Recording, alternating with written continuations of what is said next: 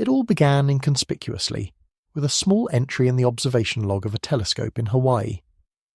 3IATLAS, the interstellar visitor that had emerged from the darkness beyond the solar system months earlier, was moving strangely.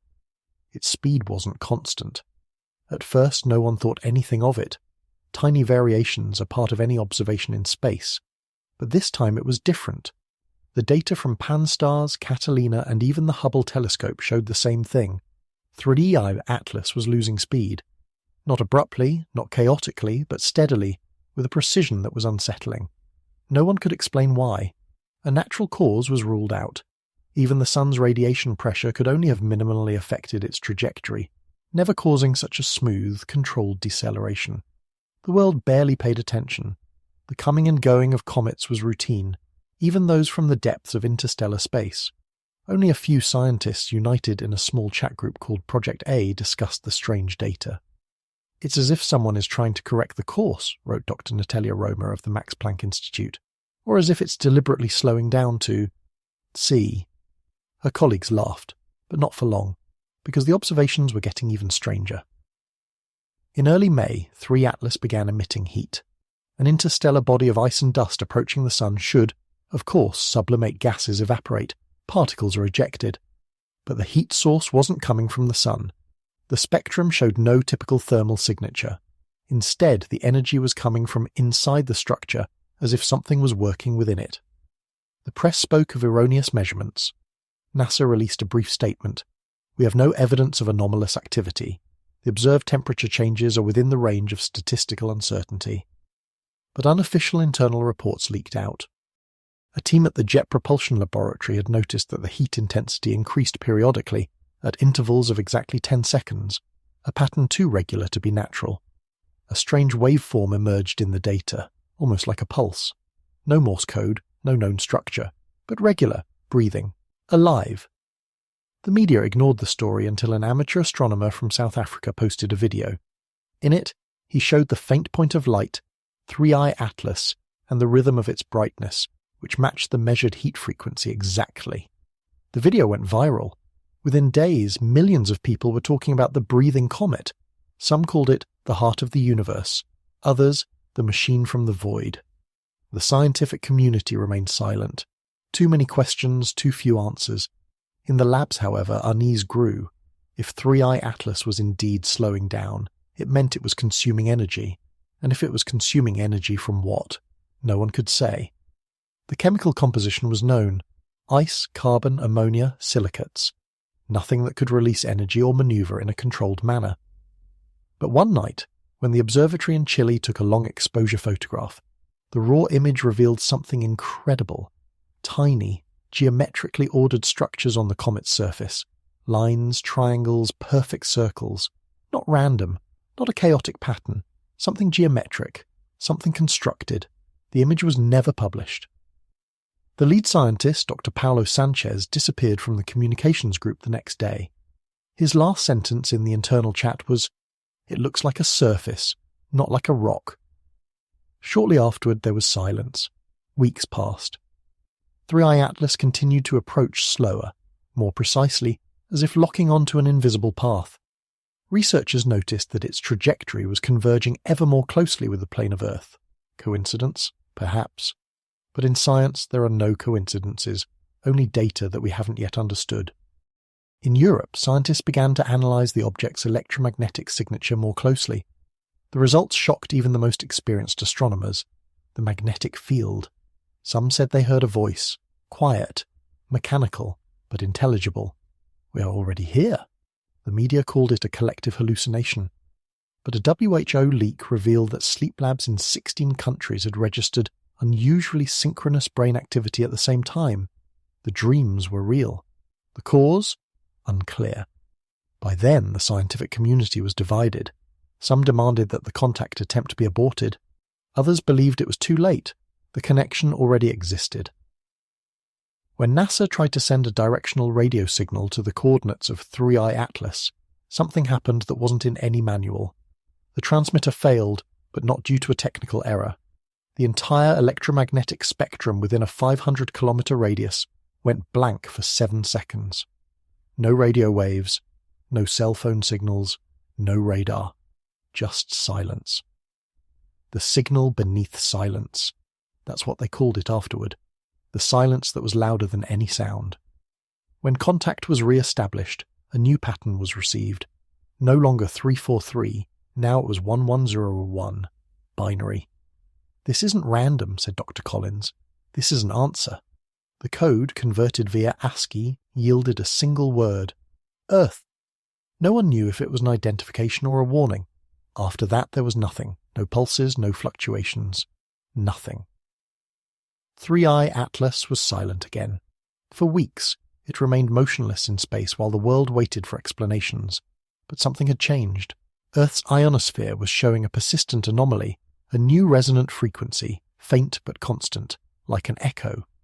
Some physicists said it was as if Earth itself had called back. In the early morning hours of July 27th, an amateur astronomer from Poland published an image that reignited the discussion.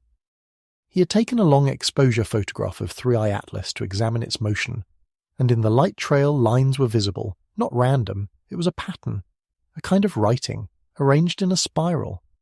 Experts wondered if it was just a lens artifact, but under magnification they realized the pattern consisted of dots, the same sequence as the code 1101.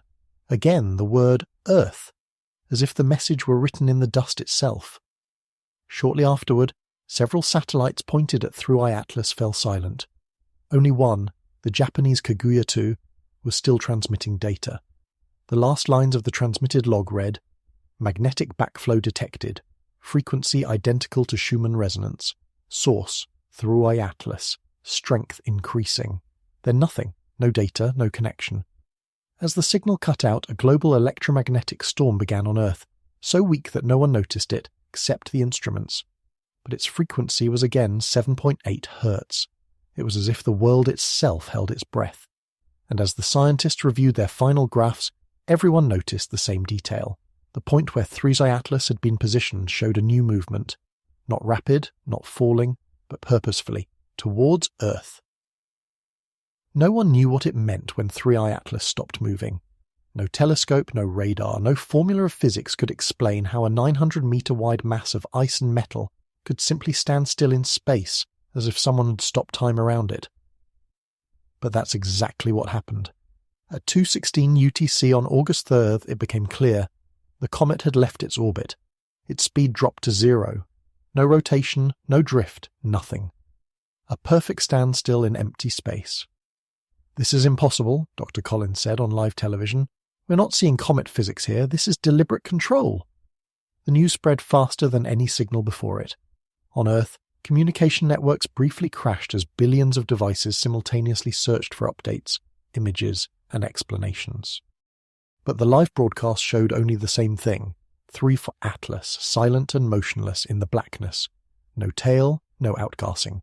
Just a cold, whitish glow that seemed to come from within. Astronomers said the light flickered in a rhythm. 3 seconds bright, then 5 seconds dark, repeating. NASA confirmed the pattern was identical to the signal from Part 2, 3 to 4-3, but this time no radio wave pulse, no sound, just light. Some called it a beacon, others a warning. In the following days, something strange began to happen. A subtle but measurable change formed in the ionosphere above Earth. Satellites pointed toward 3IATLAS began to show minimal attitude disturbances, as if something were pulling on them. Physicists described it as a non-gravitational interaction. Not a magnetic field, not gravitational attraction, but something unknown. Then came August 5th. In Chile, at the Cerro Paranal Observatory, it was noticed that the stars behind 3IATLAS were slightly distorted. It was as if the comet were bending space-time itself, but in a way that didn't match its mass. Calculations revealed that 3IATLAS was generating a field that exactly matched the intensity of Earth's gravitational field. Not stronger, not weaker, identical, as if it were aligning itself. Dr. Romer, whose blog had previously been deleted, reappeared this time in a leaked video. In it, she uttered only one sentence. "It's trying to mirror us." The video was then removed, but the sentence spread like wildfire. What if 3IATLAS wasn't stationary by chance? What if it was observing us to copy us? Meanwhile, electromagnetic interference levels rose worldwide. Power grids reported unexplained voltage fluctuations. In Finland, an entire region was without power for 3 hours. In Japan, pilots reported seeing auroras appearing in tropical latitudes. No one officially linked it to the comet, but the correlation was too strong. Each phenomenon occurred exactly 19 minutes after a light pulse from 3IATLAS. A pattern emerged in the scientific data. The Earth reacted as if it were tuning in. Frequencies of the Schumann resonance adjusted minimally. Even biological systems reacted. Researchers in Sweden discovered that the heart rhythm of test subjects who stayed awake at night showed small but synchronous spikes, always in the same rhythm as the light from 3IATLAS. "This can't be a coincidence," said Collins. "Something is synchronizing us. Perhaps it wants to. Perhaps the goal isn't destruction, but resonance." But with the synchronization came unrest. Animals behaved strangely. Whales stranded en masse. Birds abandoned their nesting sites. Migration patterns changed. Magnetic navigation systems collapsed. Even people reported chest tightness, headaches, and insomnia. The WHO explained it as a collective stress response to media events, but many knew that wasn't the case. On August 9th, the ESA published an internal report. 3IATLAS shows no energy loss. Its temperature is constant, although no energy source is visible. This meant it was generating energy out of thin air or drawing it from somewhere. Perhaps from us. Around midnight, several observatories began to notice changes in the comet's structure. The surface appeared to be moving slowly, like pulsating breathing. High-resolution images showed hexagonal patterns that flashed briefly and then disappeared. It didn't look like ice. It looked like mechanics, like structure. "That's not a comet's crust," a technician whispered. "That's a pattern." An hour later, the first sound signal arrived. It wasn't a radio signal, not a sound in the classical sense. It was a standing wave that reached Earth as a subsonic vibration. It was too low to be heard, but strong enough to set sensors in motion. Its frequency, 7.83 Hz, the Schumann resonance again. Scientists, musicians, even priests began to debate whether this was a form of contact, a language of the planet. But the next event left no room for spiritual interpretation. On August 12th, the light from 3IATLAS suddenly went out, for exactly 43 seconds. Then it reappeared but changed. Now it was no longer whitish, but bluish. Spectroscopic analyses revealed that the light contained signatures of elements not found on Earth. No known spectrum matched. Collins held a press conference the next day. He said only, "This is not a natural reflection. This is a controlled spectrum, a response." Then the connection to the live stream was lost. Unofficially, it was said that the building had been evacuated because instruments suddenly overheated, without any apparent cause. On August 14th, it was finally noticed that 3IATLAS was making a tiny, barely measurable movement forward, toward Earth. Not fast, not aggressive, but rhythmic. 0.2 millimeters per second. But that was enough. The standstill was over. Panic began on social media. People spoke of the second sun, of the silent intruder. Some religious groups saw it as a sign of the end. Others said it was only the beginning, a test of whether humanity was ready to be understood. Then something happened that shattered all expectations. On August 16th, as the comet continued its barely perceptible path, ground stations on Earth registered a sudden synchronization of all pendulum clocks, atomic clocks, even quartz oscillators worldwide. They all drifted together for exactly 1 second, as if time itself briefly stood still. The effect vanished immediately, but the measurement was unambiguous. The world literally held its breath. No one could explain how an object in space could influence time on Earth. Some physicists suspected that 3IATLAS generated a gravitational resonance field, a kind of oscillation that interacted with space-time itself. Others said it was nonsense until the GPS systems failed again for exactly 19 minutes. Then there was silence once more. No pulse of light, no oscillation, no signal. Just darkness. 3IATLAS stood still again, as if nothing had happened. But everyone knew something was different now. Later, a leaked ESA document contained only one sentence. They stopped because they found something. No one knew what "they" meant, but the final measurements showed that the Earth's magnetic field had shifted minimally in the hours following the standstill by 0.03 degrees. barely measurable, but undeniable. 3IATLAS had done something no one understood. And while the world breathed a sigh of relief once more, astronomers in Antarctica registered a new point of light directly above the South Pole. Not a star, not a satellite. A second source, faint but real. One reporter wrote, "Perhaps the standstill was not an end. Perhaps it was the division." At 04:32 UTC on August 18th, everything changed. 3IATLAS, the strangely still comet, suddenly began to shine again. But this time it wasn't a steady rhythmic pulsation.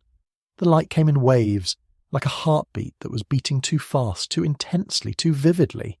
And then it was visible. Something opened up on its surface. A circle, perfectly symmetrical, about 200 meters wide, glowing bright as if an eye had opened, looking directly at Earth. The first images came from the James Webb Telescope, but they were never officially released. Instead, they appeared on forums, in leaked NASA feeds, in amateur videos recorded from an employee's screen. The caption on one of the images read, "Eye formation confirmed, 3IATLAS, live feed terminated." Then, black screen. Within hours, discussions flooded the internet. "The eye is looking at us," someone wrote on Reddit. "It's reflecting our sun," another claimed. But physicists knew that was impossible. 3IATLAS was too far away to produce reflected rays of that intensity. The light was independent. It was coming from within. NASA remained silent. ESA denied it. But a nighttime recording from an observatory in Hawaii clearly showed the eye moving. Not randomly, but with a clear orientation. It was tracking Earth. Every time our planet moved in its orbit, the luminous oval rotated slightly to maintain its view. "This isn't a reflex," Dr. Collins said in an internal meeting. "This is observation." A few hours later, Collins' entire team was placed under a gag order. Then the first side effects began. On August 19th, a geomagnetic storm, unrelated to the solar wind, erupted in Australia. The magnetometers showed a pattern exactly matching the eye: 3 pulses, pause, 2 pulses. At the same time, the temperature in the upper atmosphere dropped by almost 15 degrees. It was as if something was draining energy. Images of strange light reflections in the sky. Even during then it reopened. It revealed something new. In its center appeared a geometric structure, hexagonal, sharply defined. 6 lines intersecting in the middle. And in the following minutes, radio waves on Earth began to follow precisely this pattern. It was as if the eye was synchronizing all our communication. Every radio station, every radio frequency showed the same anomaly. Tiny, regular pauses in the signal, exactly in rhythm with the eye. The world listened and heard silence, structured. On August 31st, NASA officially declared, 3IATLAS is not a passive object. It is behaving like an active system of unknown nature. But the statement vanished within hours. That night, the eye sent out a new pattern for the first time, a faint, barely measurable light signal that could be translated into Morse code. The message was, "Observe yourselves." The message was clear. 3IATLAS hadn't detected us. It had understood us, and now it demanded something. Not fear, not escape, but self-awareness. But who or what could send such a message in this depth of space? As September began, people looked to the sky, and for the first time the eye seemed to blink. On September 2nd, 3IATLAS began to move. At first, barely measurable, a fraction of a millimeter per second. But with each passing day, the object accelerated further, as if someone had given a command, as if the eye that had been open for weeks had finally decided to act. It was no longer just an observer. It was getting closer. The orbital data pointed in a clear direction: Earth. Astronomers around the world checked their calculations, but all the results were identical. 3IATLAS left its position in space and began to hurtle toward our planet with constant acceleration. The speed was low, but deliberate precisely so that the trajectory was not random. No deviation, no drift. Precise, controlled. And that was the moment the fear began. Because comets don't fall slowly. They crash. They burn up. They destroy. But 3IATLAS didn't fall. It glided, like something that knew exactly where it was going. On September 3rd, NASA called an international meeting. Representatives from 14 countries participated, including members of ESA, Roscosmos, and JAXA. The topic? Controlled descent of Object 3IATLAS. The minutes were kept secret, but short excerpts were leaked. One sentence appeared in almost every leaked document. No known mechanism explains this trajectory. People began to speak of intelligent control cautiously behind closed doors. The world public only learned fragments. News channels reported on anomalies in orbit and unclear changes in the orbit. But in truth, governments had long known that there was more to it. 3IATLAS had adjusted its position above Earth's orbit at an angle of exactly 23.4 degrees. This was no coincidence. This was the tilt of Earth's axis. In the following nights, the light also changed. The eye, which had been open in Part 4, now seemed to pulsate like a heart-gathering energy. The colour shifted between pale blue and deep red. Some physicists described it as an energy conversion, others as a communication phase, but no one could explain why the light's intensity fluctuated in the same rhythm as Earth's magnetic field, as if the object had begun to adapt to our planetary structures. Then came September 5th. At 2:16 UTC, the hour when the eye had been consistently active in recent weeks, an event occurred that all devices registered simultaneously, an electromagnetic pulse, too weak to destroy systems but strong enough to shut them down for exactly 19 seconds. Satellites briefly lost their orientation and airplanes automatically switched to emergency power. Then everything returned to normal, but the data showed that all devices had been precisely synchronized at that moment. Atomic clocks, quartz oscillators, even biological rhythms.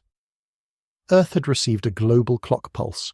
Scientists began to speak of phase 0, the moment 3IATLAS synchronized with Earth. On September 6th, the eye opened again, this time completely. It was no longer looking at us, it was showing us ourselves,